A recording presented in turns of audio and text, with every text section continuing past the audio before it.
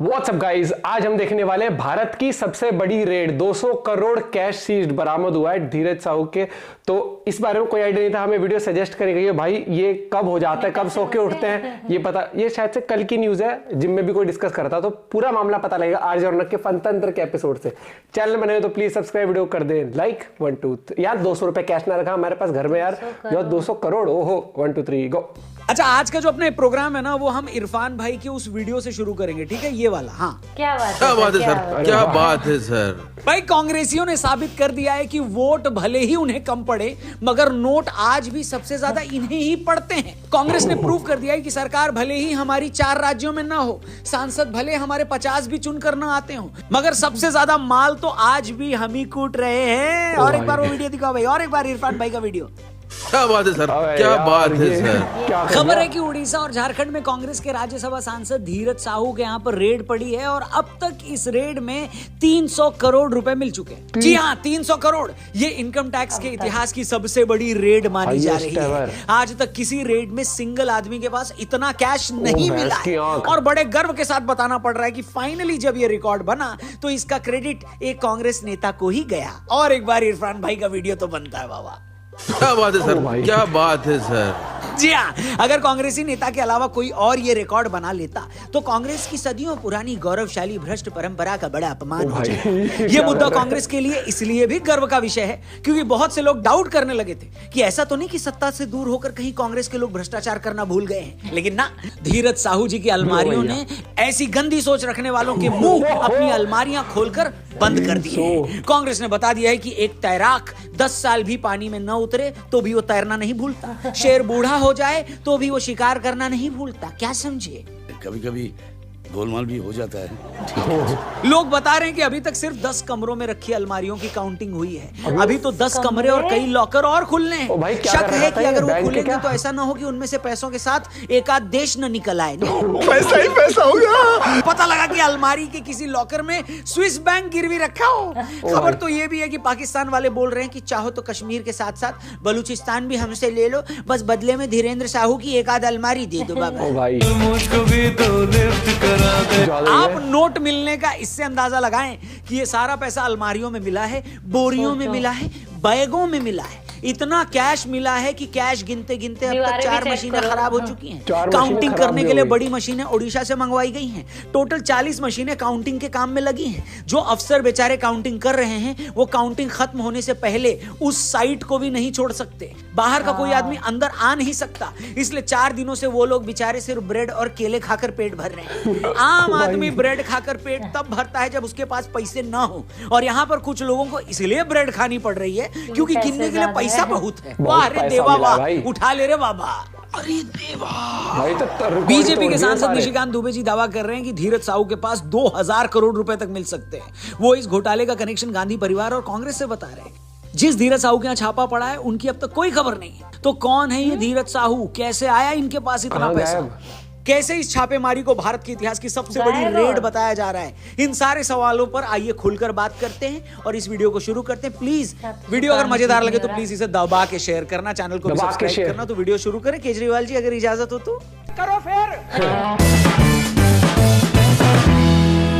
नमस्कार दोस्तों, आप देख रहे हैं फनतंत्र, मैं हूं रौनक। दोस्तों, राहुल गांधी पिछले 4 सालों से बीजेपी की सरकार को सूट बूट की सरकार बता रहे थे। वो पीएम मोदी पर लगातार इल्जाम लगाते हैं कि अडानी और अंबानी के लिए वो काम कर रहे हैं। पिछली सरकार में भी उन्होंने बीजेपी पर राफेल डील में घोटाले का इल्जाम लगाया था, जिसके लिए उन्हें बाद में सुप्रीम कोर्ट में बिना शर्त माफी मांगनी पड़ी थी। कुल मिलाकर कांग्रेस और राहुल ने बीजेपी को करप्ट बताने के लिए कई इल्जाम लगाए, मगर 9 सालों तक वो इन आरोपों को एस्टैब्लिश नहीं कर पाए। और ऐसे वक्त जब लोकसभा इलेक्शन में 5 महीने का वक्त भी नहीं बचा है, एक कांग्रेसी सांसद के पास से 300 करोड़ रुपए कैश मिलने से करप्शन पर पूरे का पूरा नैरेटिव ही बदल गया। मजा आया, बिल्कुल मजा आया राहुल जी, बिल्कुल मजा आया। सवाल ये है कि एक पार्टी के सांसद के पास इतना पैसा आया कहां से? धीरज साहू और उनकी फैमिली सालों से शराब के बिजनेस में है, फिर भी इतना पैसा अलमारियों में क्यों छिपा है? क्या ये सारा पैसा धीरज साहू का है या इसका कांग्रेस पार्टी से भी कोई लेना देना? क्या इन पैसों को इनकम टैक्स वालों से छिपाकर अलमारियों में रखा गया था या फिर अगले साल होने वाले चुनाव से पहले इसे खपाया जाना था? ये ऐसे सवाल हैं जिनका जवाब हर कोई ढूंढ रहा है। इससे पहले कि हम उन सवालों पर आएं और इन बड़े बड़े लोगों की बात करें, आपको बता दूं कि अगर मेरी तरह आपकी भी अलमारी में पैसों की बजाय सिर्फ फटी हुई बनियान मिलती है तो आइए आपकी थोड़ी किस्मत चमका दे। और बात करते हैं फिर से इंडियन हिस्ट्री की सबसे बड़ी रेड की। यार बात यह है ना कि आपको या मुझको अगर हमारी सर्दी वाली जैकेट में भी पिछले साल का रखा 500 का नोट मिल जाए ना तो खुशी के मारे हमको 3 दिन तक नींद नहीं आती। 2 दिन तक अमिताभ बच्चन सपने में आकर हमसे पूछ रहे होते हैं कि तो बताइए श्रीमान क्या करेंगे आप इस धनराशि। सिर्फ 500 रुपए अचानक मिलने पर लोग ऐसे बौरा जाते हैं। अब इमेजिन करिए उस आदमी का जिसके घर पर 20 अलमारियों में सिर्फ नोट भरे हैं। अब सोचो जरा ऐसे आदमी के घर पर आप गलती से अगर मेहमान बनकर चले जाएं, आप सुबह उठकर बाथरूम गए, बाथरूम में हाथ पोंछने के लिए टॉवल नहीं मिला और आपने टॉवल ढूंढने के लिए उनकी लोहे वाली अलमारी खोली और जैसे ही अलमारी खोली आपके मुंह पर 500 के नोटों की 500 गड्डियां गिर गई। बाय गॉड, हम में से आधों ने तो वहीं गश खाकर गिर जाना है, हम में से आधे लोग तो सीधा ऊपर चले जाएंगे। अब सोचो ऐसे लोगों के बारे में जिनके पास इतना पैसा है कि उन्हें यह तक नहीं पता कि वो पैसा रखा कहां कहां है। धीरज साहू की फैक्ट्री पर छापा पड़ा तो पता है उनके कई एम्प्लॉइज ने 500 के वो नोट फाड़ने लगे। इनकम टैक्स की टीम ने बताया कि कुछ नोट इतने वक्त से अलमारी में रखे थे कि नोटों की गड्डियों में ओस आ गई और नोट आपस में चिपक गए। हे भगवान, उठा ले रे देवा, उठा ले और बताया नहीं जा रहा मुझे उठा ले या फिर मुझे घर से उठाकर धीरज साहू की एक आध अलमारी में बंद कर दे, ये बढ़िया रहेगा नहीं। बट सीरियसली यार, ये टैक्स की चोरी किसी नॉर्मल बिजनेसमैन ने की होती, अगर ये टैक्स चोरी का पैसा है तो भी समझ में आता है कि ये सभी एक ही थाली के चट्टे बट्टे होते। मगर यही काम अगर एक सांसद करे, वो भी 3 बार का राज्यसभा सांसद, तो आप समझ सकते हैं कि ये कितना बड़ा क्राइम है। आप देश की संसद में बैठे हैं जहां जनता की भलाई के लिए आप पॉलिसी बना रहे हैं, लोगों के मुद्दे उठा रहे हैं, संविधान पर हाथ रखकर आपने शपथ खाई है और असल जीवन में आप क्या खा रहे हैं? करोड़ों की टैक्स चोरी कर रहे हैं। वो टैक्स जो सरकार के पास जाना था, वो सरकार जो आखिर में इसी पैसे को जनता पर खर्च करती, वो जनता जिसकी भलाई के लिए आप संसद गए थे। और जब आप खुद ही करोड़ों की टैक्स चोरी कर रहे हो तो इससे बड़ा गुनाह आप और क्या कर सकते हो? ये ऐसे ही है जैसे एक बाप रात को भूख लगने पर अपने ही बच्चे की बोतल से दूध निकालकर पी जाए। मजे की बात यह है कि जिस धीरज साहू के यहाँ अब तक 300 करोड़ कैश मिल चुका है और पता नहीं कितने 100 करोड़ और मिलने वाला है, उन्हीं धीरज साहू ने 2018 के अपने हलफनामे में बताया था कि उनके पास सिर्फ 34 करोड़ की संपत्ति है। और तो छोड़ो, ये भी कहा था कि मेरे ऊपर 2.5 करोड़ का कर्जा है। मतलब जो आदमी अपनी अलमारी में रखे कच्छों में भी 20-20 करोड़ दबा के बैठा है, वो खुद को 2.5 करोड़ का कर्जा ही बता रहा है। जो आदमी छींक दे तो अच्छी, उसके नाक से 30-40 करोड़ के नोट निकल आए, वो अपनी टोटल संपत्ति 34 करोड़ डिक्लेयर कर रहा है। अब इससे बड़ी बेइज्जती पैसे की और क्या हो सकती है? नहीं, आर यू कॉमेडी? अब ये एक ऐसे पैसे वाले हैं और एक हम लोग हैं। हमारी जब 7,000 तनख्वाह होती है तो हम रिश्तेदारों को 10,000 बताते हैं। शादी पर 2 लाख लगाते हैं तो लोगों को 10 लाख का ढिंडोरा पीटते हैं। 50,000 की एक्टिवा लेकर आते हैं तो इंस्टा से लेकर फेसबुक पर उसकी फोटोएं डालकर दुनिया को हिला डालते हैं। और एक ये है भैया, दुनिया को ये तक नहीं बता सकते कि कितना पैसा कमा कर बैठे हैं। भाई जब बता नहीं सकते तो ऐसी दौलत का फायदा क्या? पैसे नहीं संभल रहे हैं आपसे तो हमको बता दो ना भैया, हम अभी रिक्शा करके आएंगे, बोरे में भर कर ले जाएंगे पैसे। मगर यूं अलमारियों में रखकर पैसे की बेइज्जती मत करो। वैसे भी हम मिडिल क्लास लोग अलमारी में पैसे नहीं, अपनी 10वीं और 12वीं की मार्कशीट संभाल कर रखते हैं भैया। Are you comedy?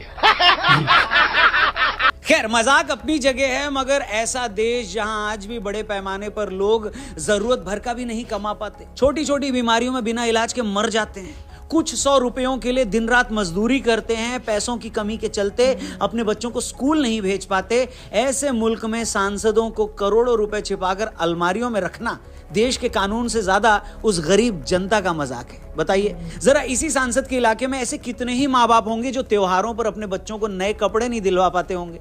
कितने ही लोगों को यह टीस होगी कि सिर्फ थोड़े पैसों की वजह से वो अपने बूढ़े माँ बाप का इलाज नहीं करवा पाए।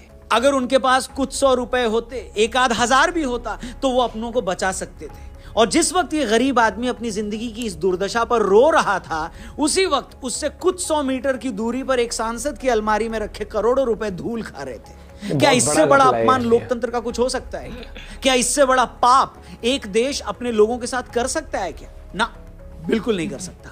हकीकत यह है कि धीरज साहू जैसे कुछ एक मामले ही सामने आते हैं, जबकि बाकी धंधों की तरह पॉलिटिक्स भी प्योर बिजनेस ही है। ऐसा बिजनेस जिसमें आप शुरू में इसलिए इन्वेस्ट करते हैं ताकि बाद में और कमा पाए, वरना सोचिए कौन नेता होगा जो सिर्फ जनता की सेवा करने के लिए अपनी जेब से करोड़ों रुपए लगाकर चुनाव लड़ेगा? बताइए, आखिर क्यों टिकट न मिलने पर यही नेता मरने मारने पर उतारू हो जाता है? क्या सच में इन्हें जनता की सेवा का पैशन होता है जो टिकट न मिलने पर भड़क जाते हैं? बिल्कुल नहीं। वो करोड़ों रुपए लगाकर सांसद और विधायक बनते ही इसलिए है ताकि इस पद पर आकर अपने लिए और अरबों रुपए कमा सके, अपने और अपने परिवार के धंधों को और चमका सके। सिर्फ 5 साल में इतना पैसा कमा लें कि दोबारा न भी चुने जाएं तो भी सारी जिंदगी बैठ कर खा सके। यही नहीं, अभी और सुनिए। तभी तो जब इनके यहां पर रेड पड़ती है तो इनके 10-10 ठिकानों पर छापेमारी होती है, वरना तो आदमी का एक ही ठिकाना बनाने में जिंदगी गुजर जाती है। नहीं, आखिर में यही कहूंगा दोस्तों कि ऐसा नहीं है कि ये बेईमानी, ये चीटिंग कोई एक पार्टी या उसके सांसद विधायक ही कर रहे हैं और दूसरी पार्टियों के नेता नहीं करते। ऐसा बिल्कुल नहीं है। इस हमाम में सब नंगे हैं, सब यहां पैसा बनाने ही आए हैं, बस उनके करप्ट होने की डिग्री का फर्क है। जो लोग पूछते हैं कि क्या वजह है कि 9 साल बाद भी नरेंद्र मोदी की पॉपुलैरिटी ऐसी बनी हुई है, क्या वजह है कि आज भी सिर्फ उनके चेहरे पर उनकी पार्टी के लोग सांसद विधायक बन जाते हैं, ये सब कुछ हो रहा है तो सिर्फ इसलिए क्योंकि मोटे तौर पर अब भी इस देश की जनता को लगता है कि ऐसी भ्रष्ट राजनीति में अब भी मोदी ही इकलौते नेता हैं जो कुछ भी कर लें मगर करप्शन नहीं करेंगे। और जिस देश ने सालों साल तक इतने घोटाले देखे, वहां ऐसे एक भी लीडर का होना लोगों के लिए बड़ी बात है। बस उम्मीद यही करनी चाहिए कि जब भी जांच एजेंसियां ऐसे भ्रष्ट नेताओं पर रेड मारें तो ऐसा करने से पहले उनकी राजनीति न चेक की जाए। अगर ऐसी जांचों में पकड़े जाने वाले अगर सिर्फ एक पार्टी या एक साइड के होंगे तो जनता में यही मैसेज जाएगा कि सरकार को भ्रष्टाचार नापसंद तो है मगर दूसरों का, सिर्फ दूसरों का। उम्मीद करते हैं कि प्रधानमंत्री और सत्ता में बैठे लोग ये सब सुन रहे होंगे। बाकी आपकी इस मामले में क्या राय है? उन नेताजी के लिए अगर 2 शब्द लिखना चाहें तो कमेंट सेक्शन खुला हुआ है, भर डालिए, बिंदास लिखिए जो आपके मन में सबसे पहला विचार आ रहा है ऐसे नेता के बारे में। और ये वीडियो अगर आपको सचमुच अच्छी लगी हो, खतरनाक, ये एक चीज बोलना चाहूंगा, यहाँ पर बीजेपी कांग्रेस किसी पार्टी की बात नहीं कर रहा। घपला भैया जो पॉलिटिशियन बड़े लेवल पर, बहुत बड़े लेवल पर करते हैं घपला, बस वही है कि सामने नहीं आ पाता कई बार। तो इसका ये मतलब नहीं बाकी पार्टी के लोग धुले हो, यहाँ मैं हर एक पार्टी का ही जिक्र करूंगा। लेकिन भाई एक सोचने वाली बात यह है कि इतना करोड़ों रुपए ये खर्च करने पर है ना, तब भी खर्च ना हो इनसे, मतलब यार। लेकिन ये मुझे लगता है ये पैसा और भी लोगों का इकट्ठा होगा यहाँ पर, और भी अकेले का नहीं होगा भाई। मतलब कि कितने लोग आधे नोट तो वैसे भी हो जाते हैं, तो ये ऐसे थोड़ी, अब ये इलेक्शन में भी काम आते हैं, तो समझ नहीं रही है क्या? नोट खराब हो जाते हैं वो कैसे काम आते हैं? चला देते हैं, दारू की बोतल बेचते, बहुत बड़े लेवल पर होता है भैया ये घपला। और लेकिन सीरियसली फिर यहीं पर फिर एक इंसान सोचता है कि यार हम वोट देने जाते तो हैं, लेकिन वो मदद जो पहुंचनी चाहिए लोगों की, इस तरह का घपला हो जाता है। ये तो कुछ भी नहीं है, मैं तो बता रहा हूँ कि इससे भी बड़े बड़े कांड करके बैठे हुए लोग, हमें तो पता नहीं लगता है भैया। एक बार और भी हुआ था, हाँ, 3 दिन तक कि वो नोट गिन रहे थे, वो यूपी साइड में था, कहाँ साइड में था, परफ्यूम का व्यापारी था, वो भी स्कूटर था, गाड़ी भी नहीं, सेकंड हैंड गाड़ी ऐसा कुछ तरह रहता था, बिल्कुल एकदम नॉर्मल।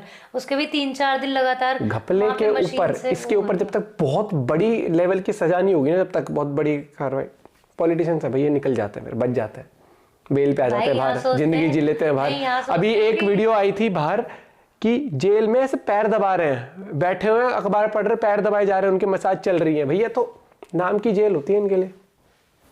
मेरे को तो कई बार ऐसा लगता है कि हम तो जाके कर देते हैं वोट, चलो, लेकिन फिर भी क्या सच में उस लेवल का जो घपला है ना वो हर देश में होता है, हर पॉलिटिकल पार्टी। और ये चीज समझो, ये बहुत बढ़िया बात बोली कि कोई भी आ रहा है तो अपनी जेब से पैसे लगा के लोगों का भला करने कोई नहीं आ रहा, इतना सीधा कोई नहीं होता। ठीक है, इनको ये पता है कि जब कोई एमपी बन जाता है, कुछ बन जाता है, तो उसके पास अथॉरिटी होती है अपने एरिया में डेवलपमेंट करानी है, कुछ तो कोई बिल पास करना है, कोई कंस्ट्रक्शन करानी है, तो वो कहता है चल तेरे को मैं टेंडर दे दूंगा, मेरा इतना काम, मेरे को इतना, लाइटें लगनी है 500 की लाइट लगाइयो, लाइयो तो 100 की, 200 मेरे को दियो, बिल लगा दियो 500 का। तो बहुत बड़े लेवल पर गेम होता है, लेकिन यही हमारे सामने बहुत कम चीजें ही सामने आ पाती है। लेकिन ये मेरे जब तक कि कानून आना चाहिए, यूएई वाले चोरी करी तो ये गया, हर चीज होना चाहिए, थोड़ा रिफॉर्म्स आने चाहिए। जैसे टाइम के साथ हम लोग अपडेट हो जाते हैं ना कि निक्कर पहन के घूम रहे हैं, टी शर्ट पहन के घूम रहे हैं, स्पाइक्स बना के घूम रहे हैं, तो वैसे ही टाइम के हिसाब से लॉज भी चेंज मेरे साथ थोड़े होने चाहिए कि एग्जाम्पल सेट हो। तो आदमी अगर घपला करने 300 करोड़ दिया, 3 करोड़ का भी घपला कर रहा हूँ, तो तब भी सोचे बैठा बैठा। अभी तो देखते हैं कितने पकड़े जाते हैं, कितना और घपला निकलता है। पहुंचे हैं इतने तक। आप अपना पॉइंट ऑफ व्यू जरूर शेयर करिएगा इस टॉपिक पर, और जो भी अपडेट आता है हम जरूर लेके आएंगे। Bye bye, take care.